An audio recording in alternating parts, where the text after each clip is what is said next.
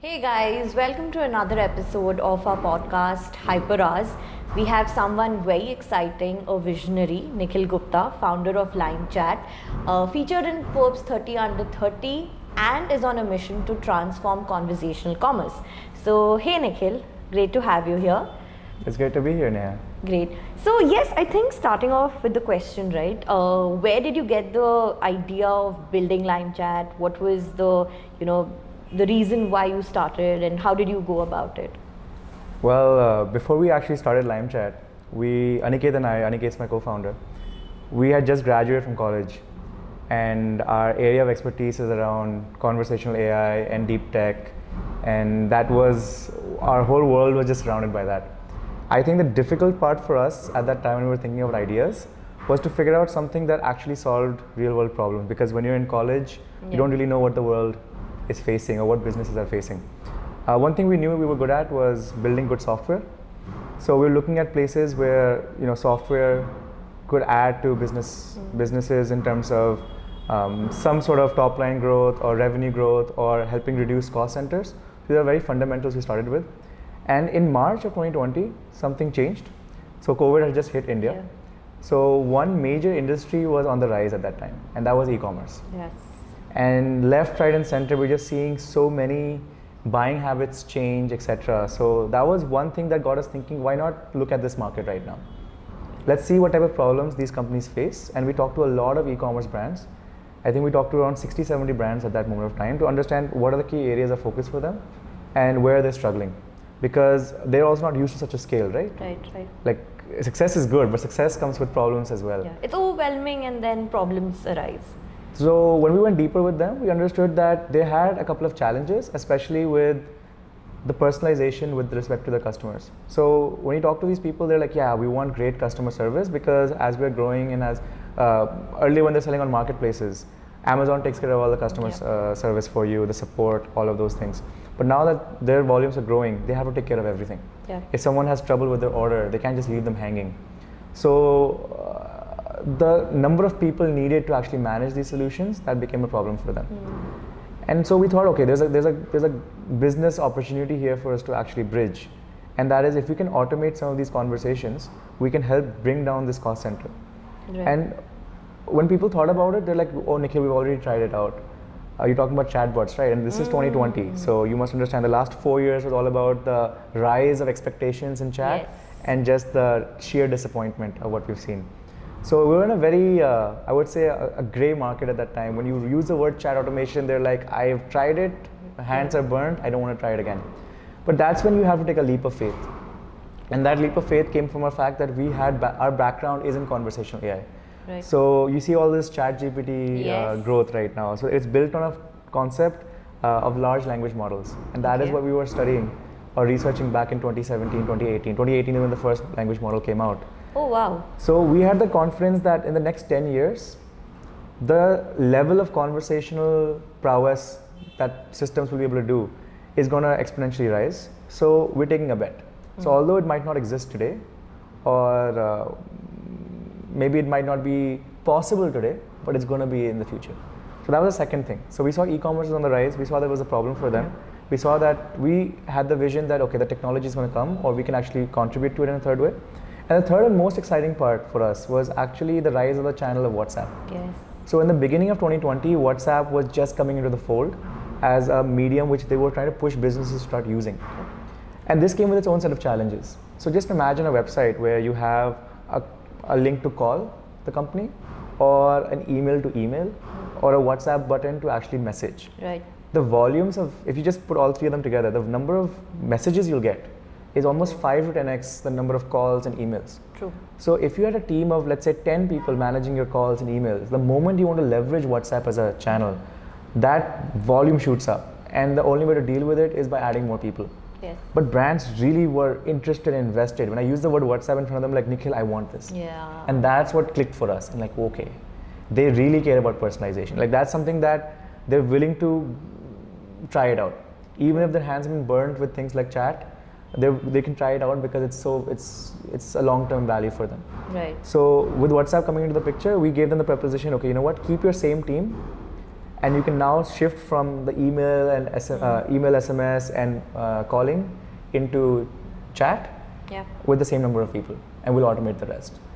And that's kind of how we started. So these three things came together. We started, and there was no looking back after that. Wow, I think that's brilliant because there's been a significant shift in the kind of social media platforms, but I have a feeling that India runs on WhatsApp, right? Like anything I want, I'm just going to WhatsApp them. I might not call people, but I might WhatsApp them. That's easier. So what are some of the insights that you've seen in terms of people buying on WhatsApp, or the trends you see in terms of people using WhatsApp for this particular area? I completely agree with you. I mean, we've seen that. I mean, we've been doing this for the past 3.5 years. We were never like super focused on WhatsApp only. We're like, okay, we're a chat company. Yeah. We're gonna help you power any chat of your choice. But every single time, it always came down to WhatsApp. Makes sense. And there were multiple reasons for it. Number one reason why WhatsApp works is its distribution, not just in tier 1, but in tier 2 and tier 3. Now, a lot of D2C brands, they have a good chunk of their audience in tier 2 and tier 3, where maybe they might not even have things like Instagram. They might not have email for sure. So your campaigns that you used to run, or you're reaching out to people on emails, that's not going to work in a tier 3 city. Also, another thing is different demographics. So if you're going to an older generation, they first of all are not used to buying online. So the type of their buying experience of using websites or desktops is not something that they're used to. It's very simple for us in our generation, where we've been born and brought up around these tools, right? So for us, it's very natural. But someone maybe 20 years older, 30 years older, they struggle. So now WhatsApp helps bridge those gaps, not just from a distribution side, but also from a usability side. It's just conversation and text. I can understand it, I can type in anything. Now, to make this work, what we understood is we analyzed the patterns of people, how they're chatting with the systems as well. Before we actually design these systems, you have to understand what the patterns are, what the behaviors are. So we noticed that if we give people buttons to click, 30% of the time they click those buttons. If you give them an option to type in things in free text, 30% of the time they'll enter things in free text. Okay. Now what about the other 40%? The other 40% is a mixture. There are certain type of people who sometimes put things in free text, sometimes click buttons, sometimes put things in free text. So we noticed, wait, there's a large chunk of people who actually still will put things in free text, and they would expect an answer. And then when you talked about the whole rise of chat and why the expectation around chat was so high, did not deliver, it is because the fact of handling that free text did not happen properly. So if you have a thought in your head, ki, I'm looking for something, for example, discovery on chat. It's really hard going through all these options, right? Yes. Let's say a company has a face wash that you want to buy. They first of all, like we work with, for example, Mamaearth. Right. Now Mamaearth has a huge line of beauty products, right? If I want to find a face wash for, let's say, pigmentation, I'll have to go through multiple steps to go find it if it's just a click-based flow. So if I can just put things in free text, and people do that because they feel like I can type something here, and it's like almost like a search bar. I can put it, I can recommend things, and they can actually make the purchase right there on chat. So it just streamlined the entire process where your WhatsApp has almost become an equivalent replacement of your website. Or I would say an equivalent to a stylist or a salesperson who is there like, hey, these are my problems, could you suggest something that works? So people actually type in the free text where they say, hey, I want something for my pigmentation. They do spend time? Absolutely. Oh wow. And the magic is, once you recommend a product, they'll ask more questions in free text. Oh, what are the ingredients here? What can I use? It needs, and that experience must be magical for them. Because if it breaks in between, that whole magic breaks, and then the sale is broken. Yeah, of course. And so a good sales is all dependent on the salesperson. How are they creating a flow? Correct. And if you break that flow, you can lose that sale. Right. So one thing we noticed, we were not expecting this. When we started, we thought, oh, it's just about support automation. Right. We're just helping them solve all these inbound queries around support, but we were very surprised to see that 50% of queries, and this is across brands. I'm not saying for one or two brands. Across brands, 50% were actually for discovery. That people wanted to find the right type of product for them. They had trouble choosing between a couple of products. They said, these are my concerns. That decision fatigue is something that's real. You might have felt it when you're on Amazon and trying to buy something. You compare between 4 products. You're just comparing. Now on the same website, that comparison is not exactly apples to apples because they're not all the same products. They all have some distinctions. So the decision fatigue around that gets eliminated, and then all these questions, rather than reading through an entire website of content, they feel more comfortable with this. So there's many aspects to unlock here that we eventually had to build out over a period of time. It's a behavioral science. Yes. That's interesting. I think this is something that's almost like a personalized stylist on your phone, where and WhatsApp is a very personal space where you are vulnerable, because it's not a Slack or it's not an email where you're a little wound up. But here it's like, okay, a friend is telling me, so making that difference really impacts a lot, especially when you're communicating on WhatsApp. I think one problem that you significantly solved was the customer acquisition cost. I think when you have someone as personalized, he's saying, hi Neha, I think this is what would work for your type of skin, or maybe something around that. Have you seen that customer acquisition costs have dropped? Any case studies, any brands that you could say that this worked for? Absolutely. So there's a couple of aspects that we look at. One is reducing the number of queries that actually go to an agent. So how many times does an agent actually have to come into the loop? There's other aspects of retention, and then you talked about CAC. Right. Now CAC is, I would say, every brand's biggest nightmare. Yes.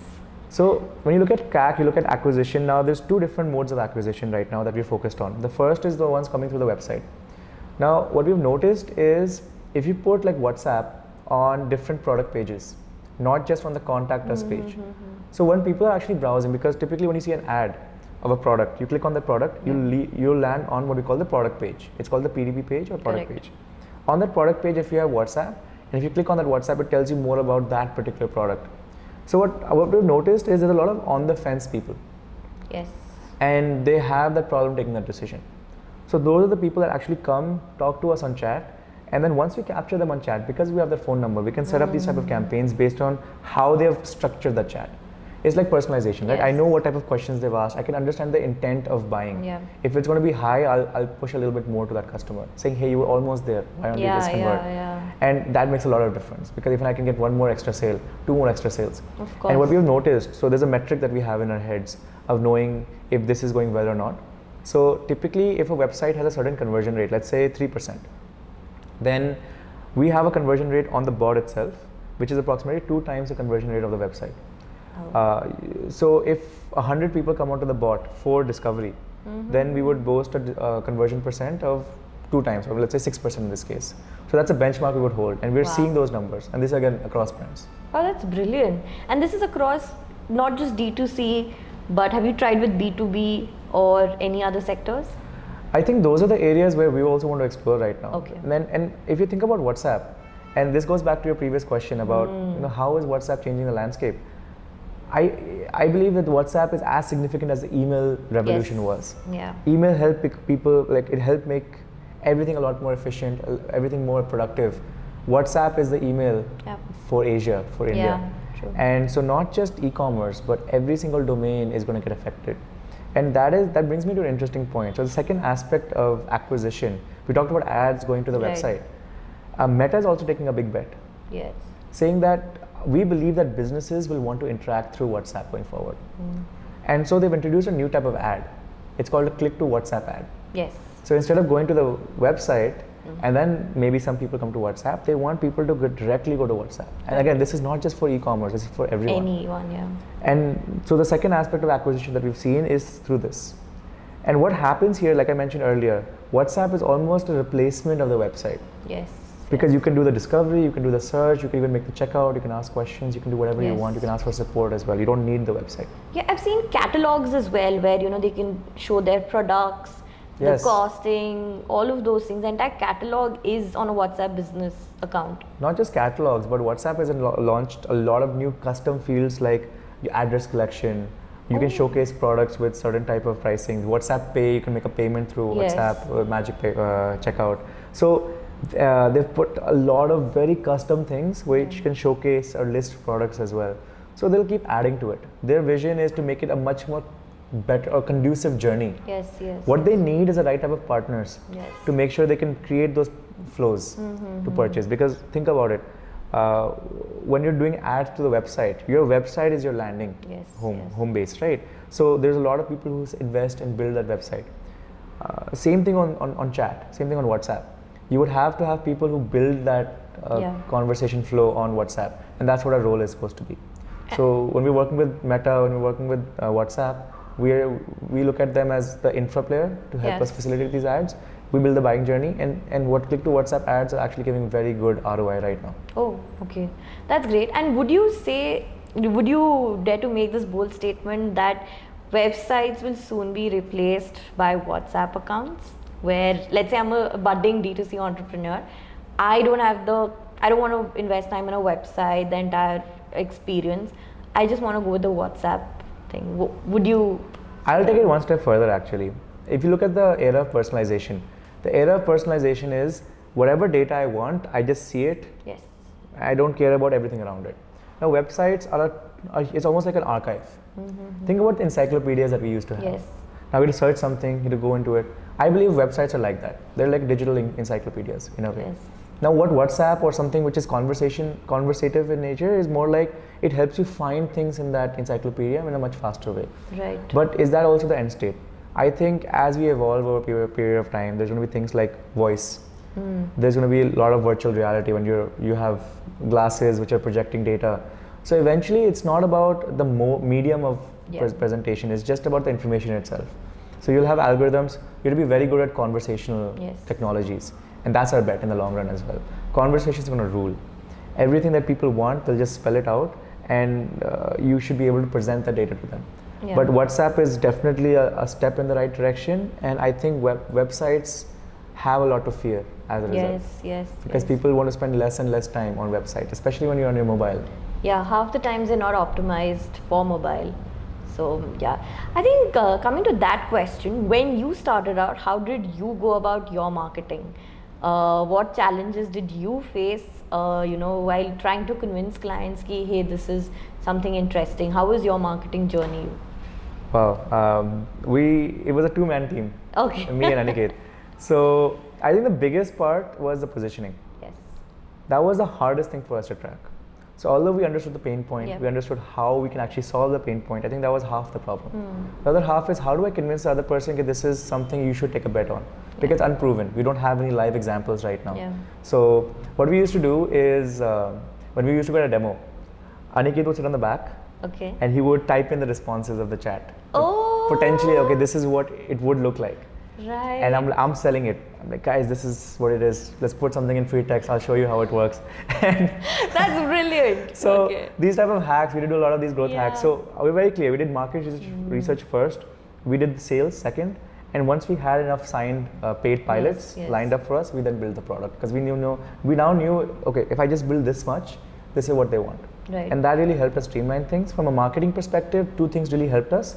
One was the fact that we were able to use the word WhatsApp, which none of our competitors were doing. So it was a better positioning play. We found out faster than them that our customers or potential customers want this channel. True. So we made that one of our hallmarks. The second thing is also about the quality of automation. Again, we were facing a big challenge, right? It's a roadblock when people are like, oh, AI. Yep.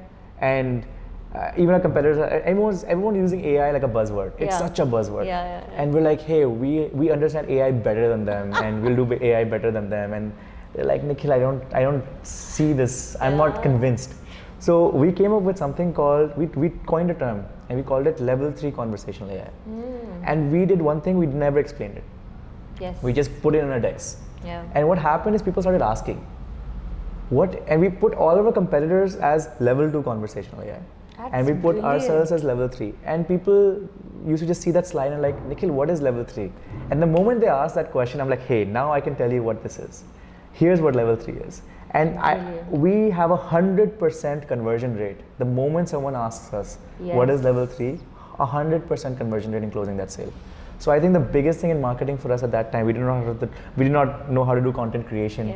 Right, we did not have that technical ability. We did not know how to write great blogs. All we did was two things. We talked about our story a lot, and we figured out the positioning in the right way, and that really helped us grow.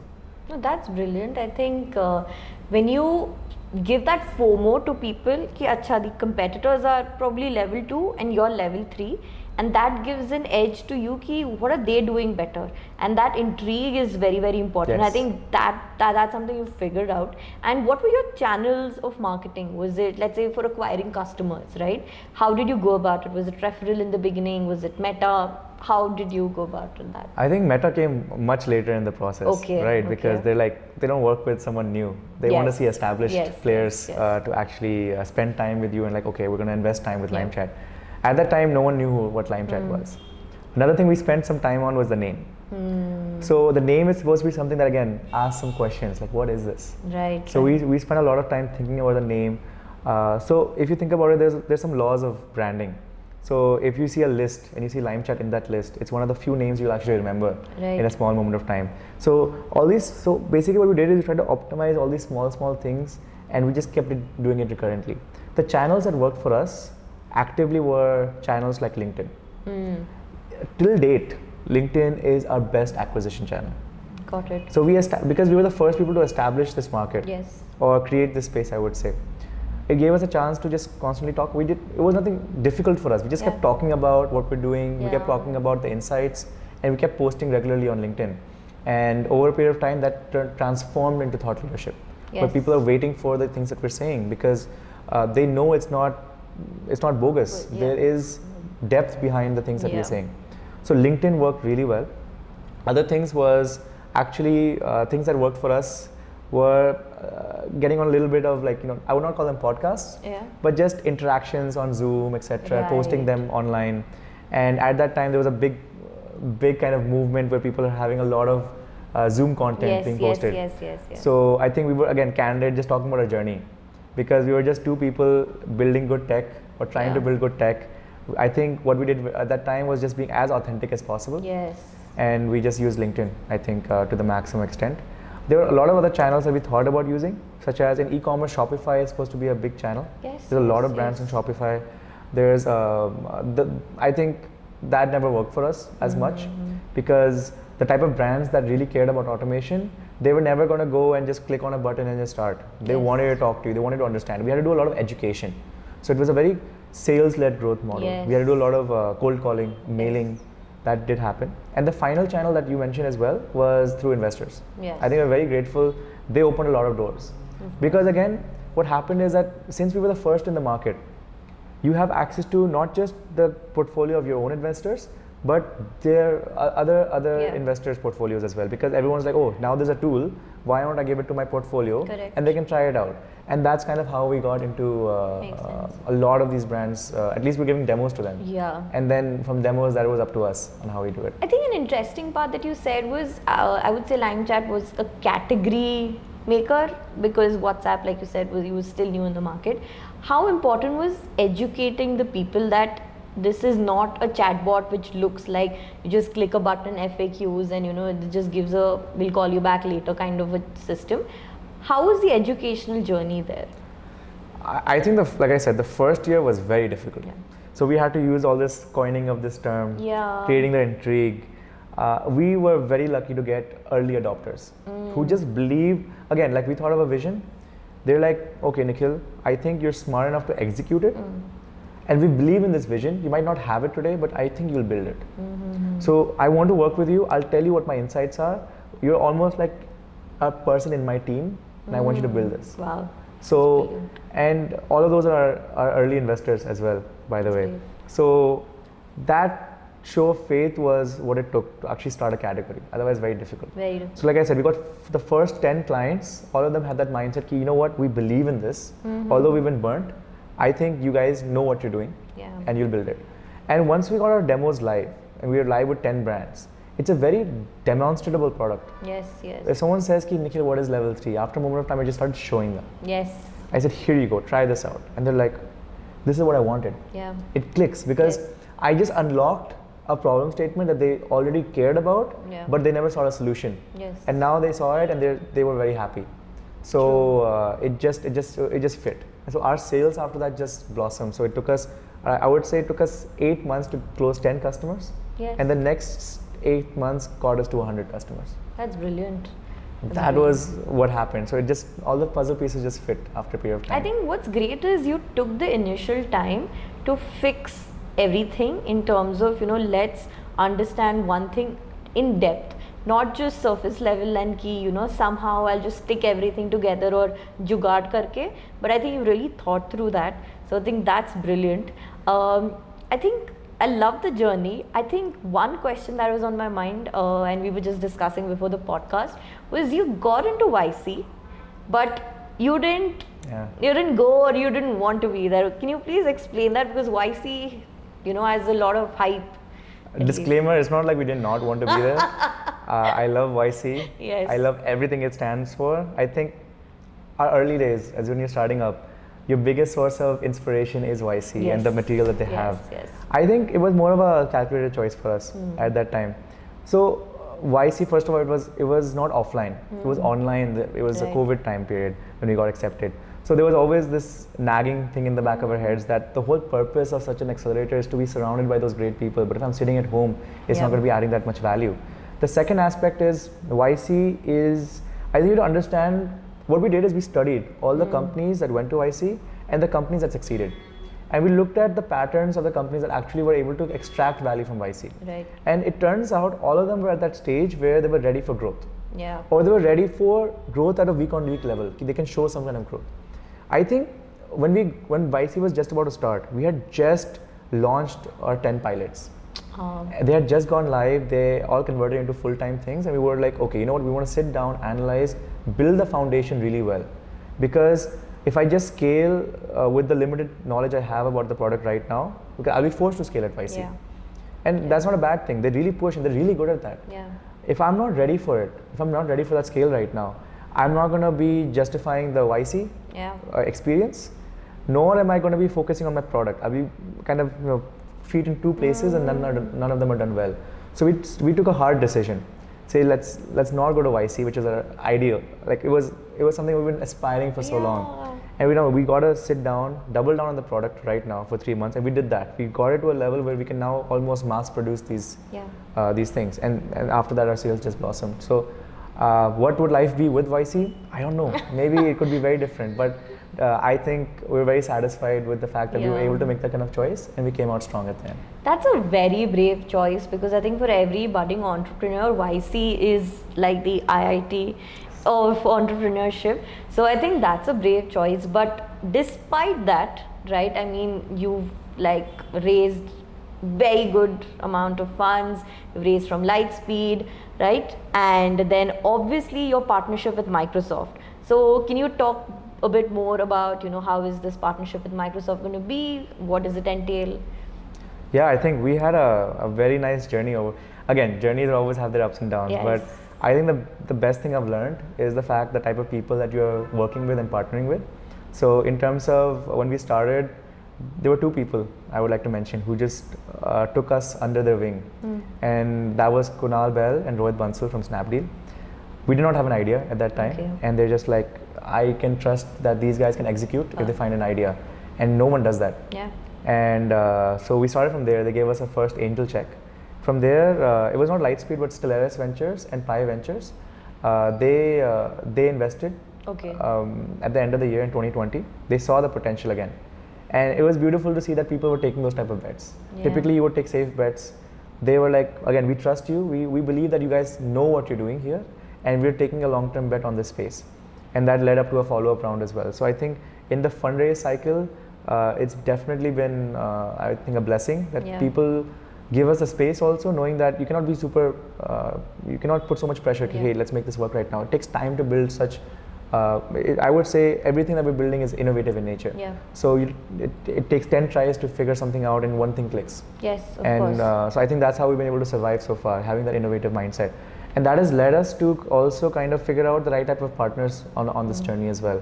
Right now, I think there's 2 major partners that we work with. One is Meta itself. Okay, great. I mean, Meta is definitely there because our business, I think, is runs on WhatsApp. And WhatsApp is, I mean, Meta's big bet is on WhatsApp going forward. So the way we work with them is like give them insights, not just with the GTM team or the marketing team or the business team in India, but also their team in Menlo Park, in touch with the developers, making sure we understand what the beta features are, how to build. And we learned that was a great relationship. I can give them something back, and they are able to help me grow as well. Like everyone loves it. Whenever I go to Menlo Park, it feels like home that they invite me to their place. That's great, yeah. So I learned that okay, to have a good partnership or to have a good relationship, there must be these elements. So when we talked to Microsoft, I think I had an internal champion there who just believed, he worked with me before, and he just knew that okay, Nikhil, if you come here, we have the right type of ecosystem for you to really thrive.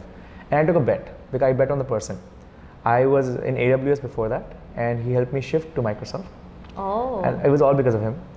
And what we did is twofold. Not only get us access to the ecosystem at Microsoft, one thing I think that they did really well is just create a very exhaustive ecosystem very quickly. I think they, again, early movers with OpenAI, etc. Yes. That just gave them an edge across the entire field where more people are working on their products, and they have a better ecosystem for us to use. So we were able to leverage that, able to build on top of it, actually produce really good outcomes. Yeah. So that means demos, pilots, successful pilots. So I think that was something that we were also very happy with. They were very happy with, because again, it's very difficult to showcase outcomes so quickly. Yes. Especially in the chat automation space. I think no one has really done it with justice. And that's where our experience also came in. I think Microsoft realized that. Yeah. So the leaders at Microsoft, I think one thing that helped us is they realized the potential. When they spoke with me, they spoke with Aniket, they're like, okay, you know what? Again, I've talked to so many people, but you guys know what you're doing. Again, it came down to that fundamentals, that we were good fits for the market we're building in. And so not only did we get outcomes, but we were able to give them a lot of feedback. We worked with the tech team, so they connected us with their OpenAI teams sitting in Hyderabad, etc. Wow. I'm able to work with them, saying, hey guys, we can do this, we can do this. These are the real world results I'm getting. These are the improvements you can do. And they were very happy. And I got to know that the recommendations I gave, they actually implemented that into the product. That's so cool. And I was like, that's great, right? I can give that feedback. I feel so at home, because that's where I thrive. At the same time, our focus is, because again, we have a very premium product. I think there's a lot of scope of working with larger and larger companies. Moving towards enterprises is a very big goal for us.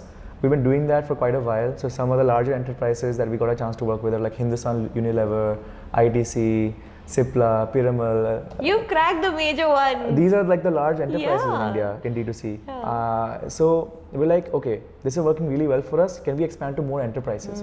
And that's another reason why we chose Microsoft, because they're very enterprise heavy. So it became a very good collaboration where I feel at home at tech, and also they're the right GTM channel for us from a enterprise movement kind of perspective. So we got a very nice partnership designed with them, and it turned out really well. That's cool. So yes, I think before we end it for the day, a couple of questions. So for budding entrepreneurs out there, any advice that you would like to give, or things that you should not do? What's the advice? So I think for people building in SaaS, I think I don't have the authority to speak about other domains, but in SaaS, one thing that we've learned, and when you're starting up, there's a lot of gyan that you get from XYZ directions, right? But I think everything boils down to three things. And it's the same mantra that people talk about. I would just like to highlight that, how important that is. The 3 Ps we call it in SaaS: product, positioning, and pricing. And these are the 3 levers you have as an entrepreneur to play around with. Right. And sometimes when there's synergy amongst all 3 of them, that's when you have a recipe to win. And you have to constantly keep thinking, okay, is my positioning right in the market? Because what happens is, if you build something great, people will come and copy it. Yes.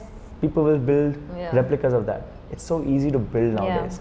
So you have to figure out your positioning. Second is the pricing. There will always be 10 people willing to undercut you. Yes. So your pricing should have the necessary merit to actually stand on its legs. And the third thing is product. If you're talking about software's biggest thing is about retention, no churn, and word of mouth. And only good software actually leads to that. I'm not saying you have to be something completely out of the box. You should be good and stable and get the outcomes that people want. Rather than doing too many things and making things very ad hoc, or you're just putting too many gizmos here and there to make it look cool. Just do some basic fundamental things and do them well. So I think these things have really helped us out a lot. And one thing they should definitely not do. One thing. Okay. I think the most, again, this is something that a lot of people kind of fall into. It's about raising funds when you're not ready, and hiring when you don't need to hire. Yeah. I think these are two areas that are just not taught to us well enough. Yeah. You figure it out, and by the time you figure it out, you've already wasted too much resources Yes. to figure it out. I think these should be essential one-on-ones.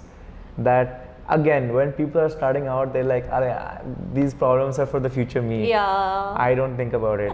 That future me comes so quickly, you don't even know about it. Future me is like 3 months, and 3 months seems like a year. But That's an important point. Yeah. That 3 months, right? Yes. You have to upskill yourself. Almost a year's worth of knowledge you have to Yeah. upskill every 3 months. Every If 3 you cannot do that as a founder or an entrepreneur, you have chances that you're letting your team down, Yeah. or your business might fail. And that is a true pressure, I would feel. Yeah, I agree. That you have to keep upskilling yourself as your team grows from managing one person to 5 people to 10 people to 50 to 100 to 1,000. No. You need to level up as a human Yeah. being. That's the challenge. So it's a constant mindset. Yeah, I think growing mentally here, upskilling. Otherwise, what happens is, you're just not able to understand what's going around you. Neither are you capable of handling the change. And to handle that change, you just have to outgrow yourself and leave that old me behind, and embrace the new. Yeah, but we have a lot of mentors now. Okay. Good place. I think India is gonna be doing absolutely fantastic. That's why I chose India as a place to actually start the business as well. It's very strategic. I feel like a lot of good startups are gonna come. A lot of good advisors. This is gonna be the next Silicon Valley for sure. Yes, definitely. And I think sitting in HSR layout, I think this is the Silicon Valley for sure. This is the heart of it. But thank you so much, Nikhil. I think it was lovely talking to you. And yes, I think we'll catch up with our audience next week. But till then, have great hours. And yeah, chalo, thanks. Bye.